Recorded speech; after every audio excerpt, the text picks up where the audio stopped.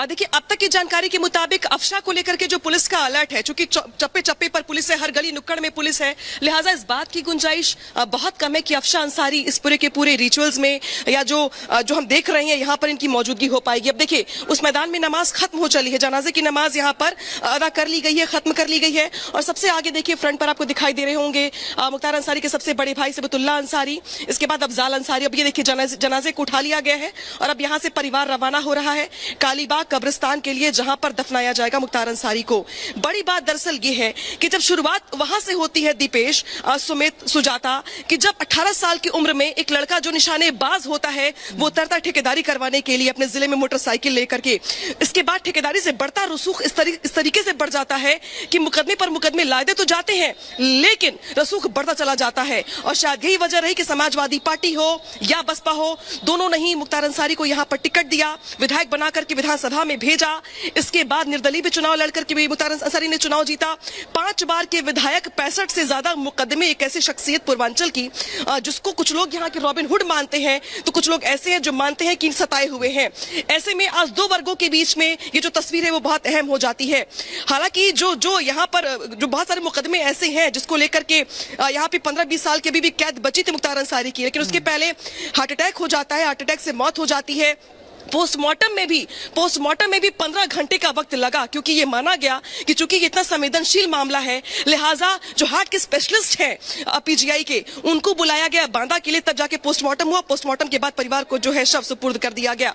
और अब जो है यहाँ पर जो शव है, जो जनाजा है वो यहाँ से आगे बढ़ाया जा रहा है। और अब यहाँ पे देखिए जनाजे को लेकर के जो परिवार के लोग हैं वो जा रहे हैं कालीबाग कब्रिस्तान के लिए, बिल्कुल जहाँ पर अब सुपुर्द खा किया जाएगा। लगातार देख रहे हैं अनामिका, जो लोग इस वक्त यहाँ पर मौजूद है। वापस हम आपके पास लौटे, अनामिका भी हमारे साथ, वैभव भी लगातार बने हुए हैं। वैभव, आपको जानकारी देना चाह रहे हैं वहां से क्या अपडेट है? और बताया ये जा रहा है कि जो रूट है वो फिक्स किया गया है, लोगों के लिए भी एक जगह फिक्स की गई कि उससे आगे वो नहीं जा सकते हैं, उसमें भी कुछ सीमित लोग अंदर जा पाएंगे। उसके बारे में कोई अपडेट है वो भी बताइए प्लीज।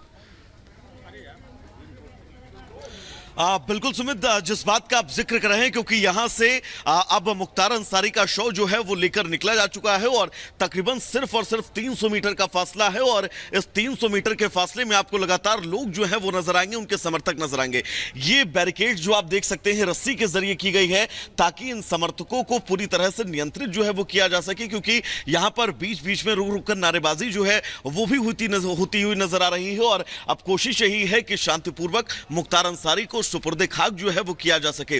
अंदर की तस्वीरें अगर हम आपको दिखाएंगे तो कब्रिस्तान में दरअसल ये वो वही जगह है जिस जगह पर मुख्तार अंसारी को अब से बस कुछ देर बाद सुपुर्दे खाक किया जाएगा। नवाजे जनाजा जो है वो पूरी हो चुकी है और अब मुख्तार अंसारी के शव को लेकर जो है वो अब उनके परिजन, उनके चाहने वाले आगे बढ़ते हुए जो है वो नजर आ रहे हैं। एक तस्वीर और हम आपको दिखा दें, दरअसल मेरे विजय आपको दिखाएंगे, थोड़ा सा जूम करिएगा, वो अंदर वो वही जगह है जहां पर मुख्तार अंसारी को अब से बस कुछ देर बाद जो है वो दफनाए जाने की प्रक्रिया जो है वो शुरू होने वाली है। और बाहर की तस्वीरें, पुलिस का सख्त पहरा, पुलिस के सख्त पहरे के बीच आप ये भी देख सकते हैं कि लोग जो है उनकी संख्या बढ़ती जा रही है। हालांकि दोनों तरफ बैरिकेड्स किए गए हैं। एक बार अगर आप दाहिनी तस्वीर दिखा पाए तो लगातार जो समर्थक है मुख्तार अंसारी के, उनके आने का सिलसिला जो है वो लगातार जारी है। लोग यहां पर बड़ी संख्या में पहुंच रहे हैं।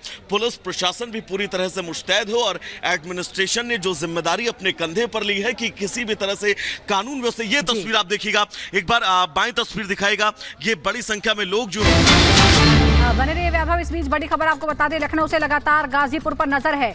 पल पल की रिपोर्ट ले रहे हैं सीएम योगी, एसीएस गृह और डीजीपी उन्हें जानकारी दे रहे हैं। मौजूदा हालात की पल पल की अपडेट ली जा रही है। जैसा कि हम आपको बता रहे हैं कि कई जिलों में सुरक्षा बढ़ाई गई है। खासतौर पर हम गाजीपुर और आसपास के इलाकों की अगर हम बात करें, मोहम्मदाबाद गांव के आसपास की बात करें तो भारी सुरक्षा बल है और पूरी तरह से एहतियात बरती जा रही है। बड़ी तादाद में फोर्स की तैनाती है और सीएम खुद इस मामले की पल पल की अपडेट ले रहे हैं। तस्वीरें भी हम आपको लगातार दिखा रहे हैं किस तरह से जनाजा निकला है और उसमें बड़ी तादाद में लोग हैं। हालांकि उनके लिए भी कई तरह की गाइडलाइंस प्रशासन ने जारी की है। डीएम और डीएसपी, एसपी सब मौके पर तैनात हैं।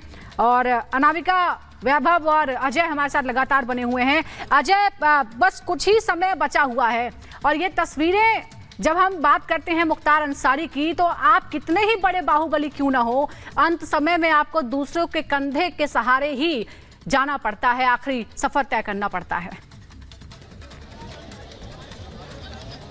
बिल्कुल ही बड़ी बात बताई आपने और असर भी दिखाई दे रहा है। अब जब भीड़ पहुंची है सीधे दरवाजे पे, अफजाल अंसारी सबसे पहले जो सांसद हैं, परिवार के प्रमुख हैं, वो इस समय दरवाजे से अंदर जा चुके हैं। लेकिन पुलिसकर्मी जो है, भीड़ अब मैं पहले ही कह रहा था कि अब हर तरफ से भीड़ धीरे धीरे कब्रिस्तान की तरफ आ रही है। भीड़ अब देखिए कितनी ज्यादा बढ़ गई है और इस बीच पुलिस हटाने की कोशिश कर रही है, लोगों को रोकने की कोशिश कर रही है। बेहद आवेश में लोग भी दिखाई दे रहे हैं, एग्रेशन में दिखाई दे रहे हैं। पुलिसकर्मी लगातार व्यवस्था बनाए रखने की कोशिश कर रहे हैं। अंसारी परिवार के जो लोग हैं उन्हें आगे बढ़कर अंदर कराया जा रहा है। परिवार के एक आदमी गेट पर खड़े हैं जो हाथ से मार्क करके इशारा करके आगे बढ़वा रहे हैं। अफजाल अंसारी ने अंदर जाने से पहले लोगों से दरख्वास्त की कि यहीं रुकिए, अंदर मत जाइए करके, और वो अंदर चले गए। अंदर की तरफ दिखाते हैं तस्वीरें आपको। देखिए एक पेड़ के नीचे तमाम लोग खड़े दिखाई दे रहे हैं। संभावित है कि उसी जगह पर उस कब्र को खोदा गया है जहां पर सुपुर्दे खाक किया जाएगा मुख्तार अंसारी को।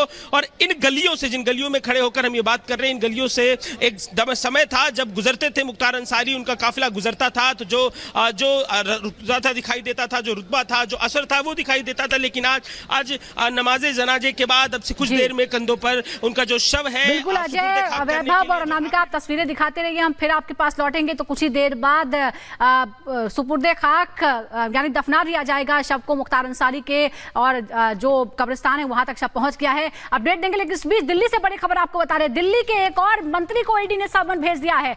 आपको बता दें कि कैलाश गहलोत जो दिल्ली सरकार में मंत्री हैं, उनको भी अब ईडी ने तलब कर लिया है, समन उनको दिया है। तो पहले से ही मुख्यमंत्री और पूर्व डिप्टी सीएम जेल के अंदर हैं, सत्येंद्र जैन जेल के अंदर है, और अब कैलाश गहलोत को भी समन दिया गया है। शराब घोटाले से जुड़ा हुआ ही ये मामला है जिसमें ये समन भेजा गया है। दिल्ली में वर्तमान में परिवहन मंत्री हैं कैलाश गहलोत, और अब एक और मंत्री को ईडी का समन।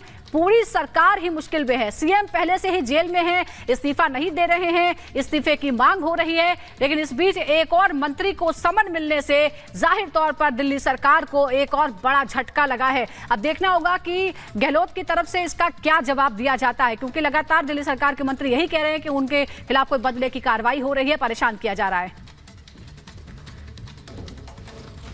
और तस्वीरें हम आपको दिखा रहे हैं। देखिए, सबसे पहले मनीष सिसोदिया, केजरीवाल, और अब अशोक कैलाश गहलोत। लोमस हमारे सहयोगी इस खबर पर ज्यादा जानकारी के साथ यहां पर जुड़ रहे हैं। लोमस, क्या अपडेट मिल पा रही है कैलाश गहलोत को जिस तरीके से बुलाया गया?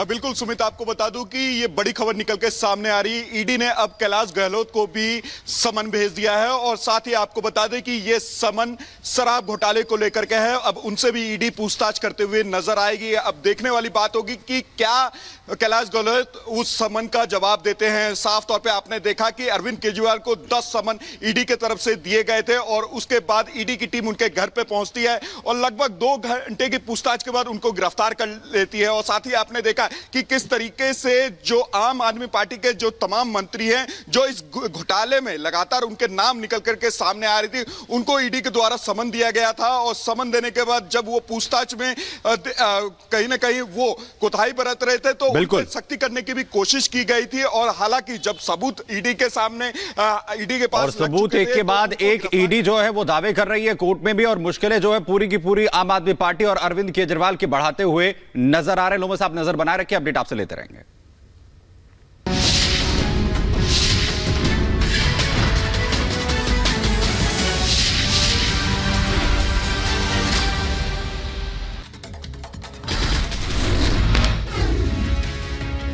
केंद्रीय मंत्री नितिन गडकरी ने नागपुर में रोड शो किया। भारी संख्या में जुटे समर्थक। नागपुर से लोकसभा उम्मीदवार हैं नितिन गडकरी।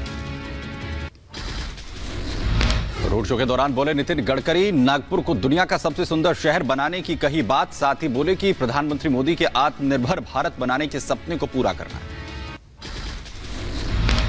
के सहयोग से हमारे नागपुर को हिंदुस्तान का सबसे